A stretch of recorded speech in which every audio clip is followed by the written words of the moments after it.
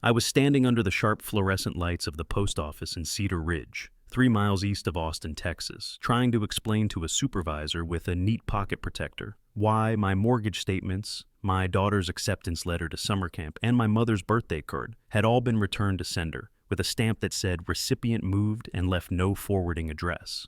And there was a man in a gray suit near the parcel scales who kept glancing at me like I was a magician, pulling rabbits out of a hat, and I said, "My name is Dylan Mercer, and I live at 214 Whispering Oaks, and I have lived there for 7 years." And the supervisor looked over her half-moon glasses and said a neighbor named Mr. Sir. Rourke had called several times insisting the place had been vacant since the winter, and the man in the gray suit cleared his throat and introduced himself as a postal inspector, which made my palms go slick because someone had turned my life into a bureaucratic riddle with just a phone and the right tone of certainty, and the moment contained a smell of ink and cardboard dust and the murmur of a long line of people, while somewhere behind my ribs a strange churning began. The feeling you get when you realize the battlefield is your front yard, and your enemy wears lawn shoes and a polite grin. I should start at the beginning, although the beginning is not really the beginning, because there was always something slightly off about Cliff Rourke, the neighbor to our right who kept his Kentucky bluegrass cut to the regulation 2 inches like a drill sergeant of a lawn, who polished his mailbox until it reflected the oak trees, who wore mirrored sunglasses at dusk and talked about property lines as if they were sacred scripture. When my wife Hannah and I moved into our salt box house with the pale green shutters and the maple sapling out front, he was the first to walk over with a Tupperware of lemon bars, and he said, "Welcome to the neighborhood," and his smile showed every tooth, and I felt my shoulders drop, thinking we had landed in the kind of street where people wave and share tools and shout good morning at joggers. But that was the last time I felt easy around him, because within a month the scrapes began to appear on our brand new black mailbox. Little dents at first, like a hailstorm had tapped it in the night, and then deeper gouges. And then one Saturday morning in late May, I stepped out with a cup of coffee and found the door of the mailbox hanging by one screw like a broken jaw.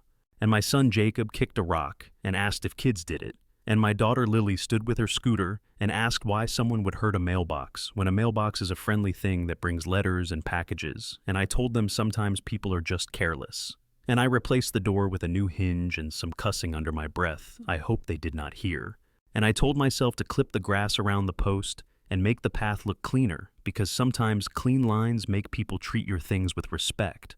The next week, a smear of red spray paint appeared across the side of the box like a thoughtless signature, and I paced the lawn in my worn sneakers and stared at Cliff's porch while he sat there with a beer in a foam koozie and his mirrored sunglasses pointed toward my house. And it was the first time I felt that hot rope of humiliation around my neck, because our mailbox faces the street like a little stage, and every neighbor who drove by saw that splash of paint and that crooked door, and they made their private guesses about what kind of man cannot protect the metal box that protects his name. And the truth is that a mailbox is not just a mailbox, it is a small promise that your life is in place, and when someone vandalizes it, they are scribbling on your face. I replaced it again with a sturdier model from the home improvement store off State Highway 71, the one that smells like lumber and rubber hose, and I dug the hole deeper and set the post in concrete that I mixed in a bright orange bucket. And I told Hannah this time it will stand through a tornado, and she laughed because she still believed this was a silly little neighborhood spat. And I wanted to believe it too, but then came July, hot and glassy, and I walked out for the water bill and found nothing in the box but a tiny gray feather, and I did not think anything of it until the second week passed and the electricity company sent me a text that said payment past due, and then the insurance company emailed saying our policy was about to lapse. And I clicked through my accounts and saw a slow creep of chaos. And I went to the post office where the supervisor told me they had been informed the Mercer residence was vacant, and that mail should be held or rerouted, and I said by whom. And she said by a neighbor named Mr. Rourke, who sounded very concerned, and something inside me tilted, like the floor shifted a quarter inch out of level. When I confronted Cliff at the curb, I did not accuse him because I still clung to the fantasy that if I stayed reasonable, the world would stay reasonable. So I said our mail has gone missing, and would you know anything about that? And he sipped his beer and said that was a federal matter, and maybe we should not lie to the government about where we live. And I told him I sleep 20 feet from that mailbox, and I mow around it and I fix it when it breaks. And he said, interesting, because he has seen no movement in our home for months. And I said that is impossible. and he said it is concerning when people fake residency in nice neighborhoods to avoid certain taxes or to disguise certain activities, and he gave me a smile as thin as fishing line, and I walked away feeling like I had argued with a fog bank that refused to be held. The vandalism accelerated, and it took on a teenage cruelty, but there were no teenagers near our cul-de-sac, so the conclusion pointed back where it always pointed. Screws loosened, so the box sagged like a tired head. The flag snapped off and tossed into the hydrangeas. A small mound of gravel poured into the space behind the post, so that my mower struck and clattered, and once, a little brass plaque with our last name, which Hannah had ordered to surprise me, was pried off and left face down in the grass as if our name had been forced to lie. Our neighbors watched in the way people watch a minor car accident on the shoulder, and some offered comfort, and some offered jokes, and one man up the block asked if I had made enemies online, which is a very modern American question, and not as foolish as it sounds, and I said no, my life is plain as toast, and he said sometimes plain toast offends people who prefer complicated diets, and I laughed because I needed to. But in the evenings I sat on our porch steps and felt the ache of being made to look unserious in front of my own children. I began to notice little rituals on Cliff's property, and they fed a quiet dread that seeded imagination, which is a dangerous fertilizer for any feud. He would arrange 3 white stones along the edge of his driveway and then move them to the base of his mailbox. And then one morning, there was a loop of twine tied around the neck of his garden gnome, which made me think of those old rural superstitions about markers and curses. And Hannah told me not to go down that road. We are not in a horror film. We are in Travis County, with good schools and a community pool, and I promised to stay grounded, but then I found a thin slit in the back of our mailbox where metal had been pried open, so something like a small camera could see inside, and my stomach went cold and small. I went back to the post office with a folder of evidence that looked laughable, because a folder of dents and scrapes is not really evidence. And I stood under those hard lights, and as the postal inspector asked measured questions, I felt something resolve in me, a flint spark striking in a dark place. Because there are moments a man understands that patience without a plan is only surrender. And I decided that if I was going to make my way toward dignity again, it would not be by shouting at a porch king with a beer koozie, it would be by moving quietly and seeing clearly and letting the sunlight do the talking. That night I drove to the same home improvement store, and I bought a coaxial cable, a motion sensor camera small enough to hide in the shadow of the mailbox post, and a bag of river stones to disguise the wiring. And at midnight, when the crickets were loud enough to cover the scrape of metal, I kneeled in the warm dirt and made my little altar to common sense and survival. And the camera blinked to life with a faint red dot that made my heart thump, because it felt like the smallest weapon in the smallest war, and I whispered to the quiet street that there is such a thing as neighbor revenge. And in our version, it would not look like a baseball bat or a smear of paint. It would look like the truth played on a screen in a room where polite people can no longer pretend they have not seen it. The first image the camera caught was so ordinary, it almost made me doubt the point of the whole operation. Cliff in his plaid pajama bottoms and a sleeveless shirt, walking across his lawn like a man on his way to fetch the morning paper. Except it was 2 o'clock in the morning, and he was carrying a wrench in one hand and a flashlight in the other. He moved with the confidence of a man who thought darkness was a disguise, and he leaned into our mailbox with the wrench, gave it 3 sharp twists, then stepped back and tapped the side as if he were a mechanic checking the tire pressure. The red flag clattered to the pavement. He picked it up, looked at it like it was evidence of my family's fraud, and then tossed it into the hydrangeas again. The camera caught all of it, down to the glint of sweat on his temple and the reflection of the flashlight beam on his mirrored glasses. When I played it back on my laptop, sitting at the kitchen table with the coffee pot dripping and Hannah staring over my shoulder with her arms folded tight, I felt a surge that was equal parts relief and rage. Relief because finally the madness had a face on record. Rage because it confirmed what I already knew, that Cliff had turned his fixation into a private crusade, and my family had been drafted as unwilling enemies. The footage was clear enough to show at any meeting, but I did not want to rush. In America, evidence has weight only when you stack it high enough to crush denial. So, I set the camera to alert my phone whenever motion stirred the planter. Over the next week, I collected 3 more clips. Cliff prying at the back hinge with a screwdriver, Cliff holding a cell phone to his ear while standing next to my box as if dictating coordinates to an accomplice, Cliff crouching to slide a folded note through the gap between door and frame. That note, which I found the next morning, was written in his blocky capitals. "This house is a front. No one lives here. Stop delivery." It had no signature, no address, just accusation like a crude manifesto. At the same time, the effects of his campaign multiplied. A package from my sister in Denver, a box of children's books for Lily, came back to her with the label, "Marked Vacant." Our online grocery order was delayed because the driver reported the address unverified. One afternoon, Hannah opened her phone banking app and saw a warning that our address did not match the profile on file, as if our whole existence had become a glitch.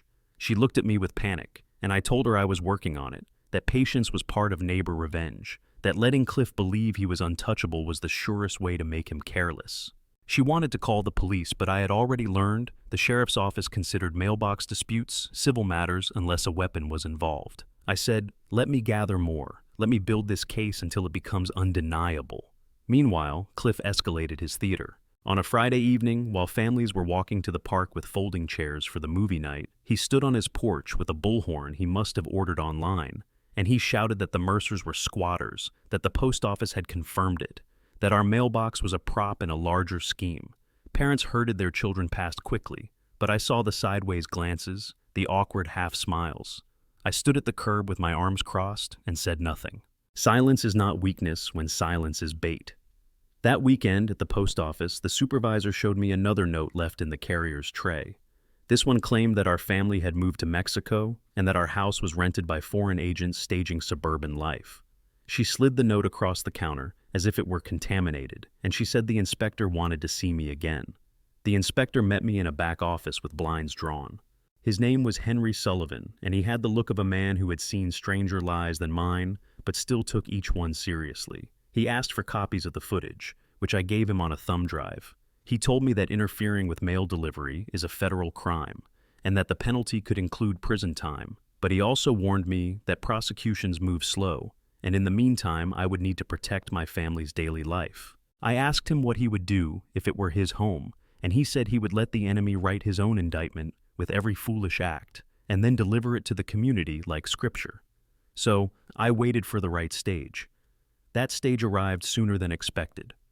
The Homeowners Association scheduled its monthly meeting in the clubhouse, a low brick building with an American flag out front and folding chairs lined in rows under buzzing lights. It was usually a place for arguments about pool hours and landscaping, but this time I walked in with my laptop and my thumb drive and the certainty that the room would see what we had lived. I sat through 30 minutes of discussions about sprinkler maintenance and dues. My heart pounded against my ribs. When new business was called, I raised my hand. The president, a thin man who always ironed his jeans, recognized me. I walked to the projector, plugged in the drive, and pressed play. The room fell into a hush. The video showed Cliff, pajamas and wrench, hunched over my mailbox like a burglar at an altar. The freeze frame caught his face lit by the flashlight, his expression a mask of self-importance. Gasps rolled through the chairs. Someone muttered that they knew it. Someone else said unbelievable. The president adjusted his glasses and read the timestamp aloud. Then Cliff, sitting 3 rows back, jumped to his feet and shouted that it was fake, that I had staged it with actors, that this was all a trick by what he called Big Mail, a cartel of stamp printers and ballot manipulators. His voice cracked, and he waved his arms, and the room shifted from shock to pity to amusement. One woman whispered parody under her breath. I said nothing. That was the art of it. Neighbor revenge, in this American suburb, was not me yelling at him, but letting his own madness echo in the room until people could not unhear it. The president cleared his throat and asked Cliff to step outside so the board could discuss disciplinary action. Cliff refused at first, then stormed out muttering about conspiracies and maritime law. I watched him go, and for the first time in months, my breath came without that weight on my chest. When I got home that night, I tucked the kids in and told them the mailbox wars might be ending. Lily asked if the mail would come like normal again, and I said yes, that the mail is like the truth. Delayed sometimes, but always arriving. Hannah kissed me and said she had doubted my patience, but she saw now why I had chosen silence. I sat on the porch with Scout the dog and listened to the quiet street, and I knew the war was not over, but the tide had turned. Because revenge, real neighbor revenge, is not about the dent in the box. It is about the dent in the man who thought he could rewrite your existence with lies. And the dent is not made with fists, but with the weight of a whole community finally seeing him as he is. And when the community sees, there is no undoing it. By the time Cliff retreated from the Homeowners Association meeting in a storm of conspiracy jargon and sweat, the neighborhood had split into two kinds of people. There were those who shook their heads and whispered to one another that it was tragic, that Cliff had gone too far, that maybe he needed professional help. And there were the others, the ones who leaned in and whispered about secret maps of property lines, about hidden tunnels under whispering oaks, about how maybe Cliff was not crazy at all, but brave enough to tell the truth. It was the kind of fork in the road every American suburb eventually reaches, where gossip mutates into folklore and folklore mutates into theater. I could feel the story of our mailbox, a bent and battered piece of black steel, ballooning into something larger than life, something absurd, something parody dressed up in serious tones. 2 days after the meeting, a flyer appeared on every front porch in the cul-de-sac. It was printed on neon orange paper, the kind you buy in the clearance bin at the office supply store. At the top, in block capitals, it said, "The Mailbox Deception." Below there were paragraphs that accused me and Hannah of running a covert operation for Big Mail, a shadow cartel of envelope manufacturers, stamp profiteers, and vote harvesters who had infiltrated suburbs nationwide. There were citations to blogs that looked like they had been designed by a teenager learning HTML in 2002. And at the bottom was a symbol, a coiled snake drawn badly, an outline of a pickup truck, and 3 lightning bolts. I recognized Cliff's heavy-handed style immediately, but what made me laugh was how neighbors reacted. Some tossed it straight into the trash. Others tacked it to their refrigerators as if it were art. One man down the block framed his and said he wanted to remember the moment our street became ground zero for postal warfare. That week, a drone began buzzing over my yard every evening at dusk. It hovered like a mechanical hornet, its camera lens blinking red. I stood on the porch, arms crossed, and stared at it until it drifted back toward Cliff's roof. One night, I painted a piece of cardboard with big block letters that said, "We live here and pay taxes," and I held it up until the drone zipped away. Hannah rolled her eyes, but the kids thought it was hilarious. Lily asked if she could draw a smiley face next to the words. I let her. The next evening, the drone returned, and my daughter's artwork went viral in our neighborhood group chat. People posted screenshots with captions like, "The Mercers versus the Air Force." It was ridiculous, yes, but also strangely liberating. When your life becomes parody, you might as well own the punchline. Cliff, never one to leave well enough alone, escalated his performance. On Saturday morning, he dragged a lawn chair onto his driveway, set up a whiteboard, and began giving lectures. He wore a captain's hat from a costume store and announced that mailboxes, because they sit at the edge of the street, technically fall under Admiralty law. He declared himself captain of the curb, and by that authority, he could decide who did or did not have the right to receive mail. His audience was a handful of curious children and 2 bored teenagers who filmed him for TikTok. He blew a whistle at the end of his lecture and called it court adjourned. I watched from my window and wondered if this was the part where I should stop feeling angry and start feeling sorry. But then I remembered the months of missing bills, the look on Hannah's face when the bank questioned our address, the confusion in my children's voices, and pity hardened back into resolve. Meanwhile, the postal inspector, Henry Sullivan, called to update me. He said Cliff had been issued a formal warning that tampering with the mail was no joke, and that if he so much as breathed wrong on my mailbox again, it could mean federal charges. He told me to stay calm, to keep collecting evidence, and to let the absurdity burn itself out. But Henry also had a sense of humor, and he chuckled when I told him about the captain's hat and Admiralty law.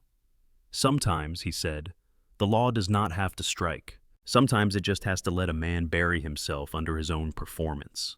Still, the absurdity deepened. One night, at 3 a.m, Jacob shook me awake and whispered that the mailbox was glowing. I stumbled outside in my robe, half asleep, and sure enough, the little red flag on the side was rising and falling on its own. A faint shimmer clung to the tamper-evident seal the inspector had placed, like dew catching moonlight. And just for a moment, just long enough to doubt myself, I thought I heard a voice. It was not loud, not clear, more like a bicycle bell in the distance, but it whispered something that stayed with me.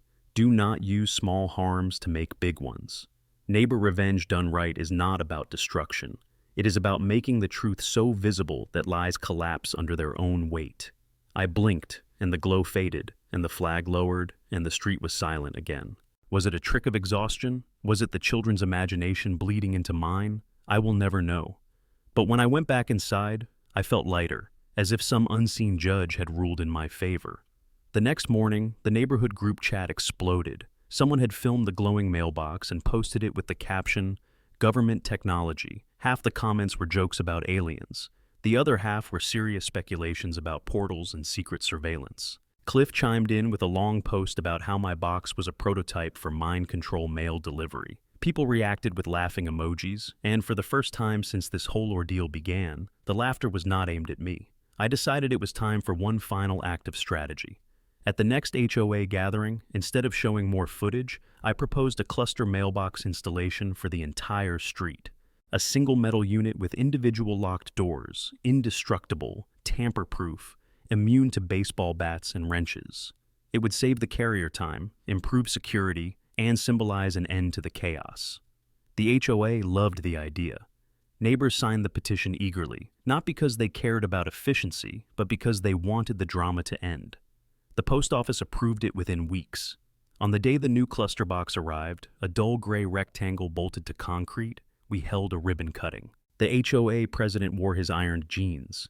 Denise, the woman who had torn down Cliff's flyers, brought cupcakes. Children ran around with balloons. I cut the ribbon with a pair of oversized scissors, and people clapped, as if we were inaugurating a courthouse. Cliff stayed inside, watching through his blinds. When the carrier tested the master key and declared it operational, I felt like a general unveiling a fortress. That night, I sat on the porch and looked at the new box, sturdy and silent. The old battle-scarred mailbox was gone, hauled away with the trash. My children slept easy, knowing their birthday invitations and school notices would arrive without delay. Hannah rested beside me, her hand on mine, her faith in our home restored. And across the street, Cliff's porch light flickered once and went dark, as if even his house had grown tired of his performance. Neighbor revenge had not been about shouting or fighting. It had not been about breaking his property the way he broke mine.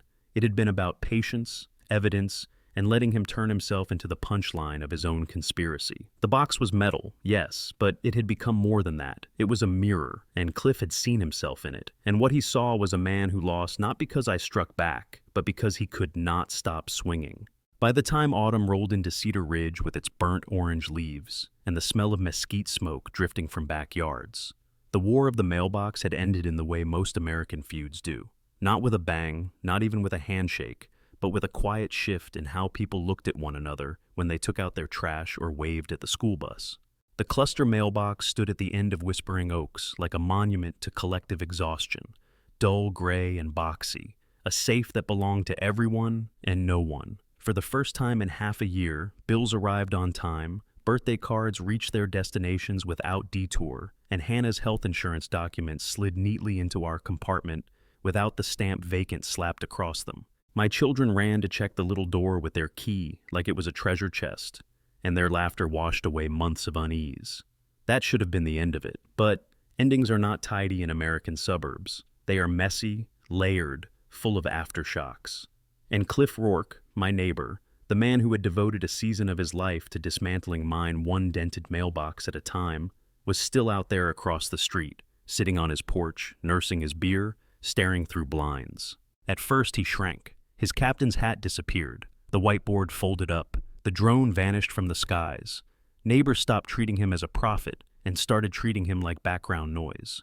The HOA slapped him with fines for disorderly conduct and threatened legal action if he tampered with federal property again. Even the postal inspector's warning letter, phrased in stiff bureaucratic sentences like "continued interference may result in prosecution," landed on his doorstep like a final notice. He tried to bluster at first, muttering about admiralty law and big mail, but the performance had lost its audience. Without laughter or outrage to feed him, he deflated. His lawn grew shaggy. The 3 white stones he used to move like chess pieces on his driveway stayed in one place, gathering dust. People stopped whispering his name in the group chat. In suburbia, silence is a verdict. But then came October, when a storm barreled through with the kind of Texas rain that has personality, pelting the roofs with fists of water and howling down the cul-de-sac like an angry ghost. At 2 in the morning, the power went out. I stumbled to the garage to check the breaker and saw a flashlight beam jerking across the street. There was Cliff, in his plaid pajama bottoms tucked into rubber boots, dragging an extension cord like a lifeline.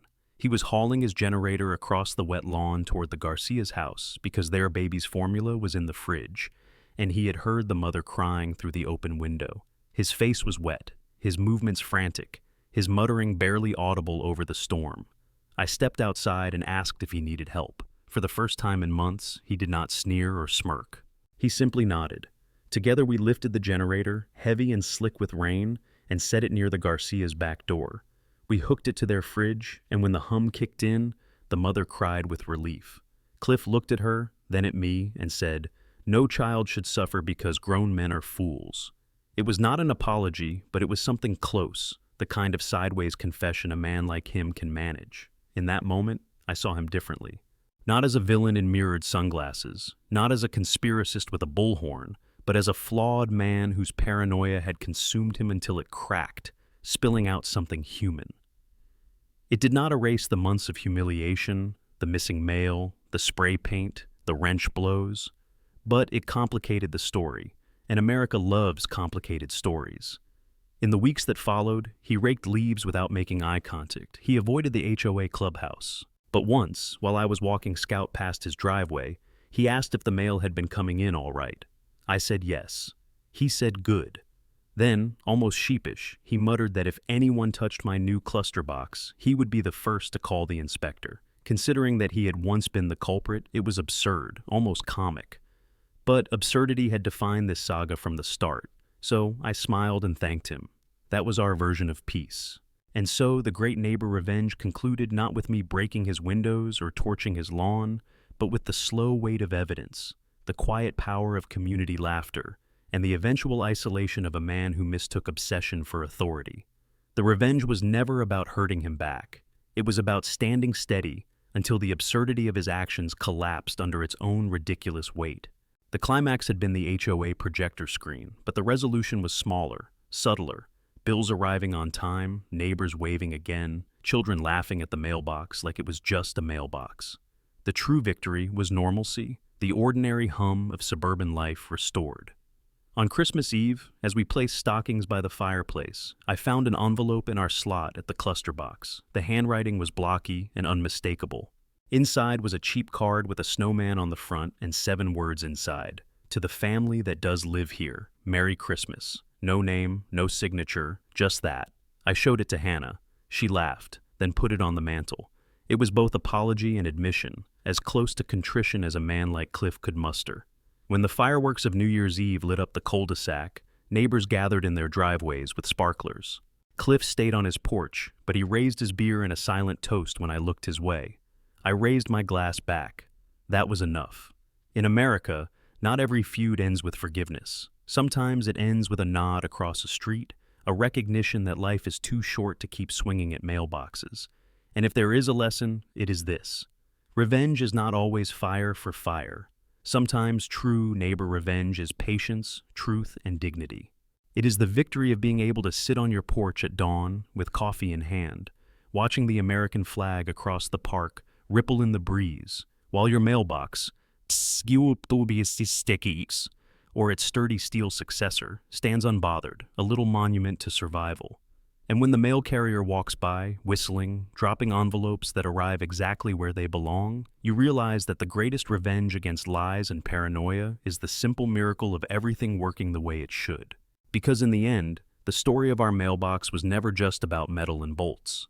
It was about how a neighbor tried to erase us, and how the truth, patient and stubborn, wrote us back into place. And that is a kind of victory no conspiracy can undo,